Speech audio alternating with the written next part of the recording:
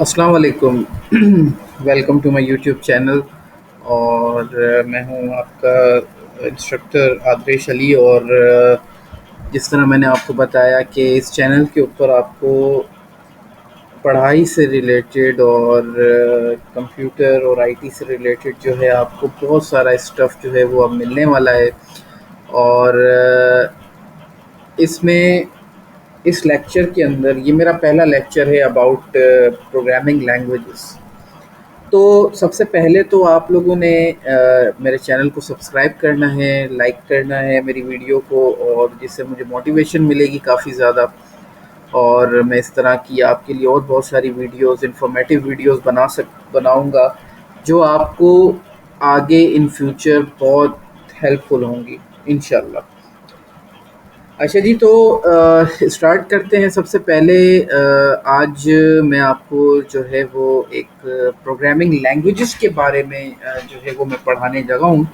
और इसके अंदर सबसे पहले आपको इस चीज़ के बारे में पता हो, जो नए हैं मेरे स्टूडेंट्स जिनको प्रोग्रामिंग लैंग्वेजेस के बारे में जस्ट एक इंट्रोडक्शन या ओवरव्यू पता है but they don't know about how to program, तो उनके लिए काफ़ी इंफॉर्मेटिव होने वाली है ये वीडियो। तो वो काइंडली ज़रूर इसको जो है वो देखें और एंड तक देखें, ताकि उन्हें समझ आए कि किस तरह की वीडियोस जो है वो आपने ये प्रोजेक्ट जो है ये किस तरह से बनाने हैं।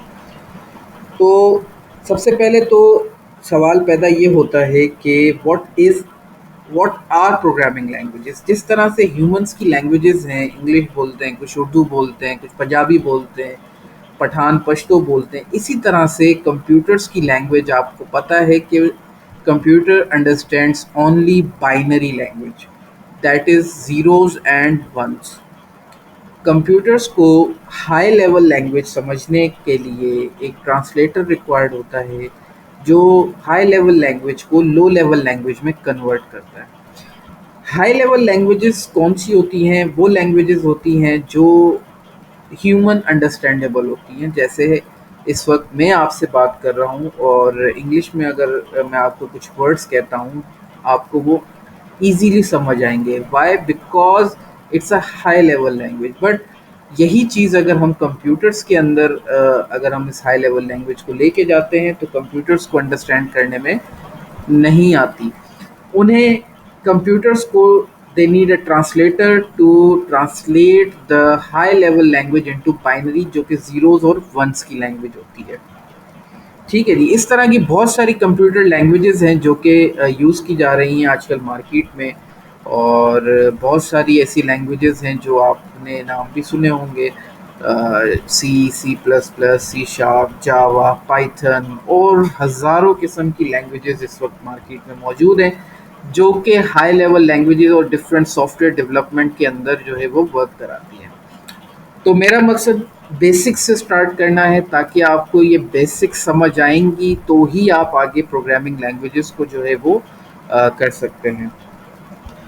अब इसमें सबसे पहले जो आज हम एक लैंग्वेज जिसका मैं इंट्रोडक्शन आपको देने लगा हूँ, दैट इज़ सी लैंग्वेज।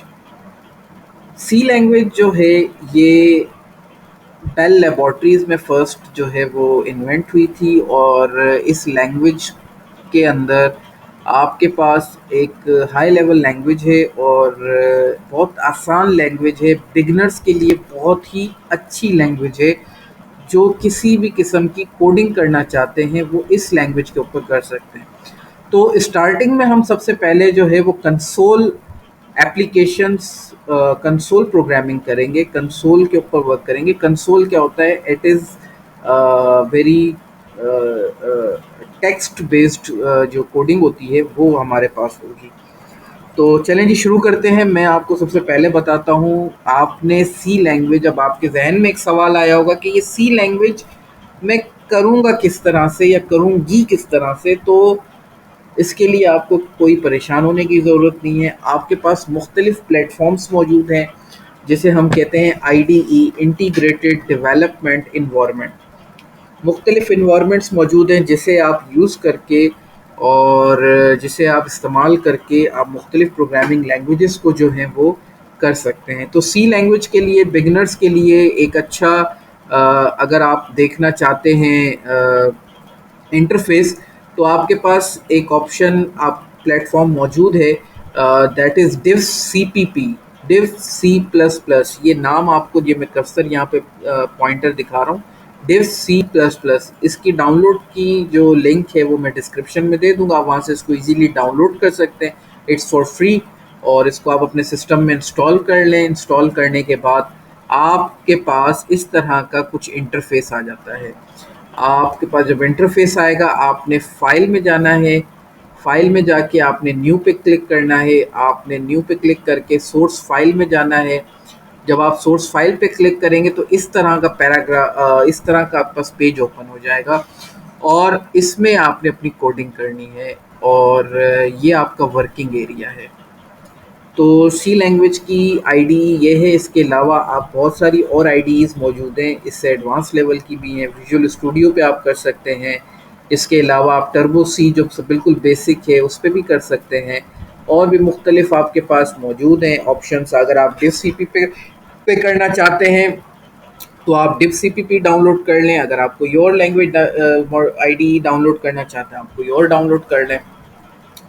तो बिगिनर्स के लिए ये सबसे बेस्ट है, आप यहाँ से इसको देखें। इसको डाउनलोड किया हुआ है मैंने, आपको मैं लिंक डिस्क्रिप्शन में दे दूँगा। तो स्टार्ट करते हैं हम अपना पहला प्रोग्राम। तो सबसे पहले कोडिंग स्टार्ट करने के लिए कुछ इसके स्ट्रक्चर्स को फॉलो करना बहुत ज़रूरी होता है। तो इसमें सबसे पहले आपने स्टार्ट कुछ इस तरह से करना है कि सी लैंग्वेज में आपने सबसे पहले देनी होती है लाइब्रेरी फाइल्स, जिसे हम हेडर फाइल्स भी कहते हैं। अब पहली हमारे पास जो हेडर फाइल है that is hash include stdio.h। इसका मैं जो है वो थोड़ा सा फ़ॉन्ट बड़ा कर देता हूँ ताकि आपको इजीली नज़र आ सके। यहाँ से आप अपनी फ़ॉन्ट की साइजिंग वगैरह, कलर भी चेंज कर सकते हैं। ये मैं इसको 15 कर देता हूँ, I think it's enough for you. ठीक है जी। अच्छा, उसके बाद hash include conio dot H, ये आपके पास सेकेंड हेडर फाइल। अब ये हेडर फाइल्स होती क्या है, सबसे पहले तो इसे समझना है। Header files basically library files होती हैं, ये लाइब्रेरीज होती हैं जो लैंग्वेज के प्लेटफॉर्म के अंदर ऑलरेडी स्टोर्ड होती हैं पहले से। STDIO stands for standard input output header files. हम जो भी इनपुट आउटपुट की जो जितनी भी फाइल्स जो हैं, जितनी भी कोडिंग करेंगे, उस कोडिंग को लाइब्रेरी के अंदर सर्च करने के लिए ये फाइल डायरेक्टिव्स के तौर पे काम करती है, और उस फाइल को फाइंड आउट करने में हेल्प करती है। अब जैसे सी लैंग्वेज के अंदर हम प्रिंट एफ का फंक्शन यूज़ करते हैं, तो इस फंक्शन को किसी लाइब्रेरी में होना ज़रूरी है, और वो लाइब्रेरी है ये stdio.h की लाइब्रेरी। इस लाइब्रेरी से उसने आपकी जो है वो प्रिंट एफ के पूरे फंक्शन को कॉल अप कर लेना है। ठीक हो गया। अच्छा जी, उसके बाद कोनायो डॉट एच, ये भी एक हेडर फाइल है। Then you have main function, जो कि आपने लिखना बहुत ज़रूरी है।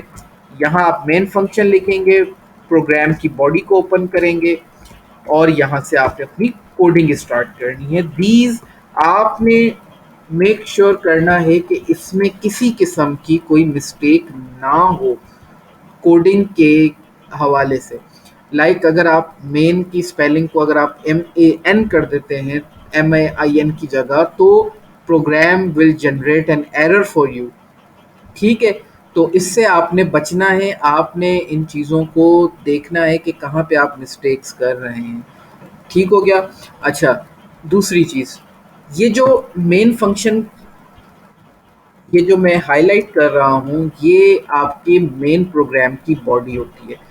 इस बॉडी के अंदर आपने अपनी पूरी कोडिंग करनी है। आप जितनी कोडिंग करेंगे आप इस फंक्शंस के अंदर करेंगे, इस मेन बॉडी के अंदर जो भी काम करेंगे आप वो इसके अंदर करेंगे। It's a main gate. आप जैसे घर में एंटर होने के लिए आपको एक मेन गेट की ज़रूरत होती है, तभी आप घर के डिफरेंट रूम्स में आप एंटर हो सकते हैं। तो मेन गेट यही है, इससे फर्दर आपने और काम करना होता है।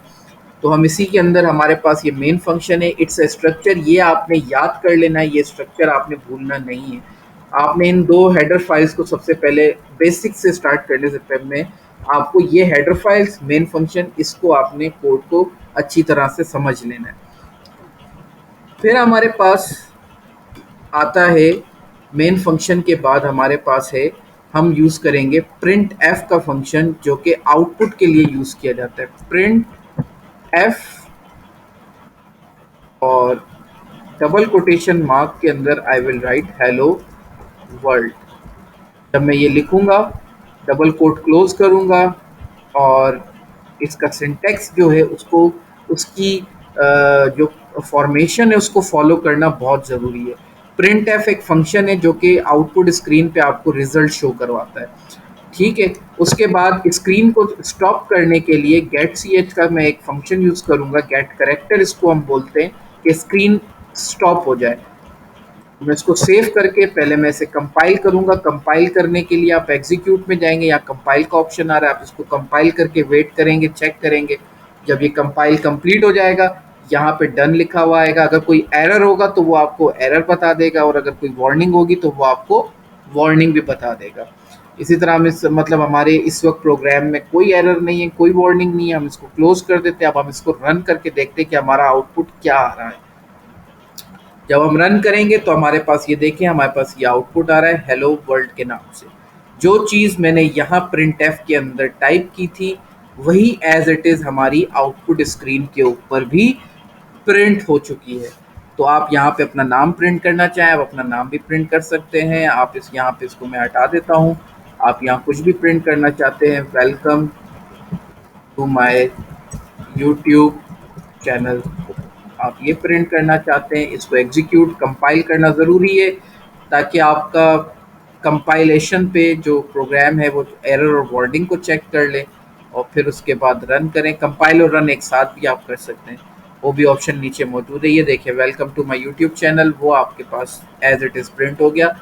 तो ये आपके पास पहला जो है वो लेक्चर था फॉर द सी लैंग्वेज, और आई होप कि आपको कुछ समझ आया होगा। इंशाल्लाह ताला मैं आपसे नेक्स्ट लेक्चर में मिलता हूँ, और चैनल को सब्सक्राइब करना ना भूलिएगा, लाइक ज़रूर कीजिएगा, और शेयर कीजिएगा।